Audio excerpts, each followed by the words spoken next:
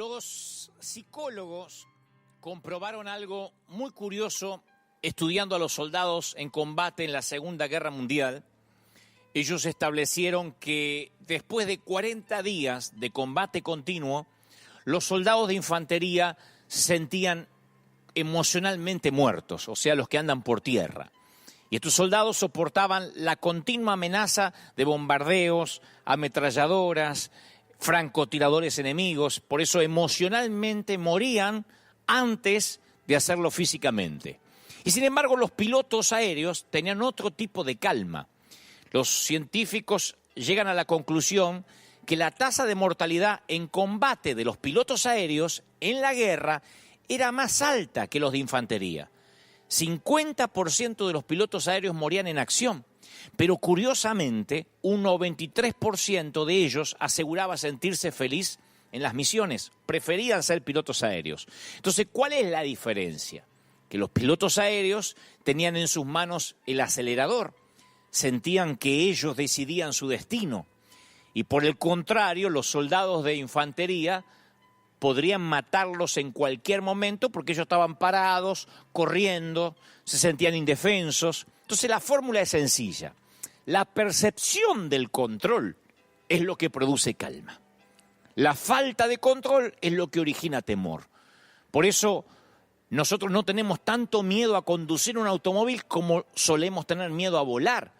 Porque el automóvil, aunque las estadísticas dicen que son más las posibilidades de morir en un accidente de tránsito, el automóvil depende de nuestro control si lo estamos conduciendo. Tenemos el acelerador, el freno, el embrague, no sé, la palanca de cambios. El avión uno se sienta junto a una ventanita o junto al pasillo y uno no tiene la menor idea qué está haciendo el piloto, entonces, o el comandante. Uno no tiene el control. Pero uno no necesita una guerra para demostrar esta fórmula. Un grupo de investigadores alemanes descubrió que un embotellamiento de tránsito, un trancón, como le dicen en algunos países, triplica las posibilidades de un ataque cardíaco. Y tiene sentido, porque una congestión de tránsito es la pérdida del control máximo. Uno no puede hacer nada. Quieres ir hasta el aeropuerto o quieres ir al centro y quedas varado ahí. Y entonces el estrés y la preocupación aumenta a medida que disminuye la percepción del control. Entonces uno dice, bueno, si tengo el control estoy tranquilo, pero ese control también es un impostor cruel, porque alguien puede acumular, no sé, millones de dólares o de euros y perderlos en una enfermedad. Uno puede decir, tengo todo bajo control porque tengo ahorros, pero viene una enfermedad y se pierde todo. Un fanático de la salud puede comer solo nueces, lechuga orgánica, vegetales, y un día le descubren que tiene cáncer o que tiene un virus. Por eso las personas más estresadas son las adictas al control, porque mientras que más intentan controlar el mundo, más se percatan que no pueden. Entonces no podemos tomar el control porque el control no nos corresponde. Y la Biblia tiene una idea mejor. Las Escrituras tienen una idea mejor respecto al control. Dice, en lugar de buscar el control absoluto, renuncia a él. Eso es lo que nos enseñan las Escrituras desde Génesis hasta Apocalipsis. No puedes tener el control, pero sí necesitas confiárselo a Dios. Entender la soberanía de Dios tiene mucha importancia en el tratamiento de todas las preocupaciones. Y muchas veces la preocupación es la consecuencia de cómo percibimos el caos. Si uno se siente que es víctima de fuerzas invisibles, aleatorias, que no podemos controlar, nos preocupamos más. Y esta pandemia que estamos viviendo es algo, voy a decir una obviedad, pero es algo que no podemos controlar. Humanamente no podemos controlar. Nos levantamos a la mañana, encendemos el televisor con las noticias o miramos en el celular y nos damos cuenta que no podemos controlar nada. No podemos controlar el contagio, sí podemos obedecer las leyes gubernamentales o del Ministerio de Salud, guardarnos en casa para que baje la curva de contagio, pero aún así tenemos la percepción de que no es algo que nosotros podamos arbitrariamente decidir. Al cierre del libro de Génesis, Dios había escogido un pueblo pequeño e insignificante para convertirlo en una nación grande. Así que para que ese pueblo sea testimonio a todas las naciones, Dios lo llevó a lugares que estaban más allá de su control. Aisló a Israel en el desierto porque era para que sepan que Dios era su única fuente de vida, cuidó cada una de sus necesidades. Israel no tenía control sobre su supervivencia. No podían controlar la disponibilidad de comida, no podían guardar comida. Para los que no conocen la historia, si guardaban comida, que era un maná que caía del cielo, una suerte de comida que el Señor les daba de alimento con los nutrientes que ellos necesitaban, si querían guardarlo se ponía pútrido. No lo podían ni siquiera guardar. Tenían que comer en el día y si alguien decía, no, estoy guardando para frizarlo, Dios les respondía, ¿pero qué? ¿No creen que yo mañana voy a volver a ser fiel? O sea, no podían controlar su destino más que el hoy. No tenían brújulas, no tenían mapas. ¿Cómo iban a comer? ¿Cómo iban a beber? ¿En qué dirección ir? ¿Por qué querría Dios tener control de un pueblo? ¿Por qué insistió en su confianza total sobre todas las cosas? Es porque solamente Dios conocía el camino, solamente Él conocía el futuro. Y díganme si es lo que nos está pasando hoy. Israel vivía en situaciones que no podía controlar. Enfrentaron en el desierto tribulaciones que no podían entender. Pruebas que estaban más allá de la fuerza que tenían para sobrellevar a veces. Pero que sin importar lo que deparara el futuro, ellos terminaron diciendo, Dios nos ha librado y nos va a librar otra vez. Dios fue fiel y va a seguir siendo fiel, ¿no? Entonces es posible que te toque pelear contra los vientos de la escasez ahora. Yo soy consciente. Esto hace 3 semanas atrás era otro panorama diferente. Yo sé que hay muchos ahora peleando con la escasez. Algunos porque perdieron su empleo, el gobierno no los respalda, hay cantidad de gente indocumentada, gente que no tiene papeles en España, en Europa, en Italia, aquí en América Latina. Otros que literalmente no consiguen alimento, no consiguen los insumos básicos aunque tuvieran para comprar. Así que yo sé que hay muchos ahora luchando contra la escasez, pensando ¿qué va a pasar mañana? Y sé que más de una ocasión han dicho esta semana, ¿y si esto se extiende? ¿Y si esto dura? ¿Y si esto dura 2 meses más? O tal vez eres de los que lucha contra una enfermedad, porque el virus de alguna forma tocó a seres queridos y te sientes tentado a oprimir el botón no de una guerra nuclear, sino del control. Porque el descontrol lo que produce es olas de ansiedad. Quien le da el control a Dios es una persona calmada. Y yo digo siempre, lo dije la semana pasada, hay mucha gente que nos está observando a los que tenemos al Señor. Y toma nota. Quien cede el control a Dios en este momento piensa con claridad, contagia la calma. Entonces tienes que ser, yo te aliento a que seas de los que dicen, sabemos que vamos a salir de esta, se va a terminar.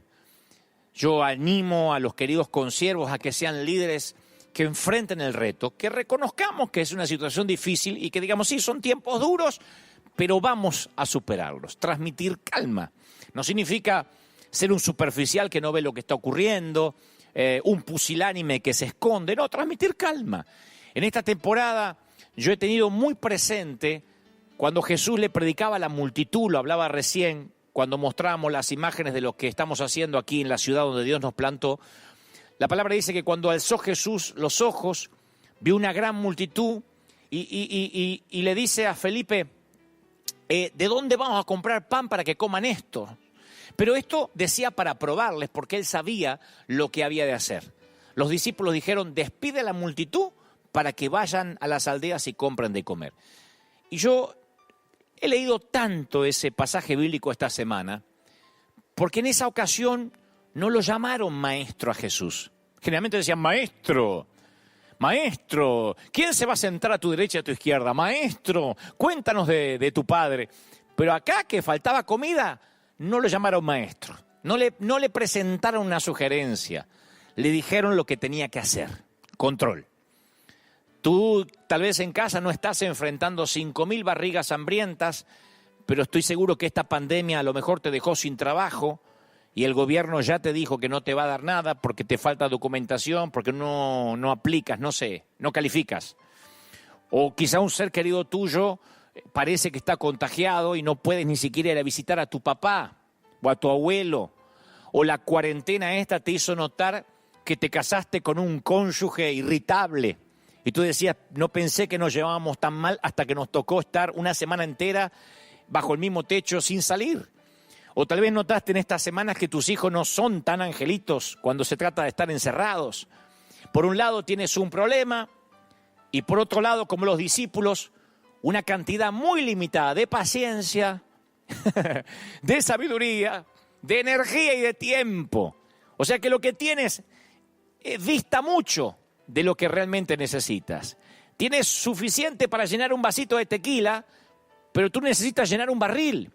Por eso sientes que no tienes control, porque ahora no hay cuentas que alcancen. Y esa es una de las maneras que Dios tiene para llamarnos la atención.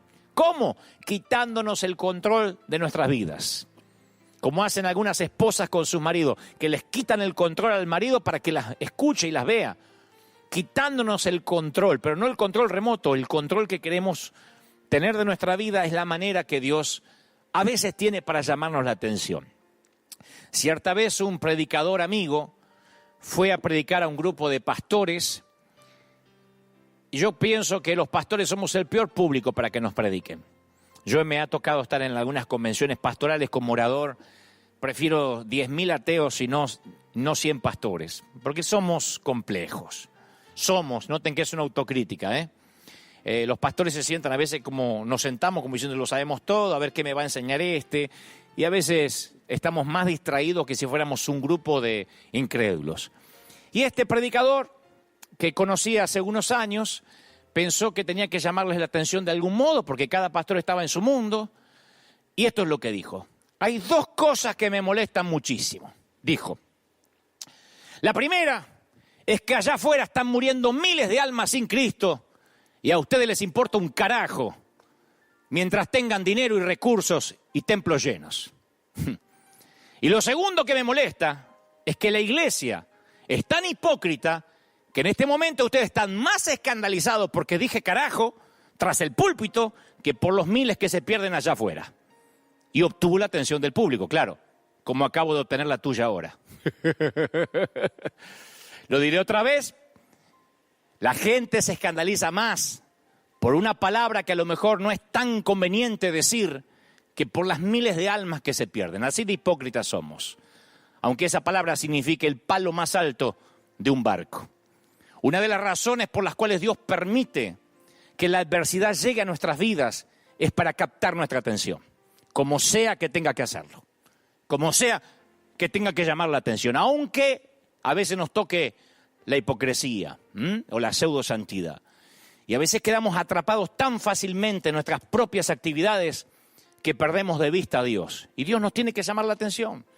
Nos enfocamos en nuestras metas, carreras, familias, iglesias, y el resultado es que perdemos nuestra sensibilidad espiritual.